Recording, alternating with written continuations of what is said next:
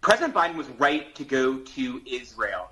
This was an important visit. We also see, though, the risks of going to a crisis situation in the midst of a crisis that's changing quickly because he had already committed to the trip when the hospital attack happened. And that caused the Arab leaders he was supposed to meet on this trip also, including the leader of Egypt and the leader of Jordan, to cancel, making it a bit awkward. However, I don't think this trip is going to be remembered for the hospital attack, as horrific as it was, because your team has done a great job of explaining there's growing news and support for the fact that Palestinian militants are responsible,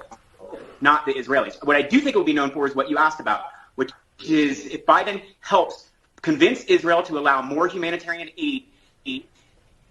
into Gaza, if he helps convince them to open the to work with Egyptians to allow aid to go through the Rafah gate, if he helps convince them to allow some refugees, Palestinian refugees, leave through the Rafah gate, and at the same time delivering the message that the Secretary of State and the Secretary of Defense delivered before him, which is unwavering support for Israel's right to attack Hamas militants and to get justice from Hamas militants, but also delivering the message that they should be very cautious about harming civilians and think twice about occupying Gaza.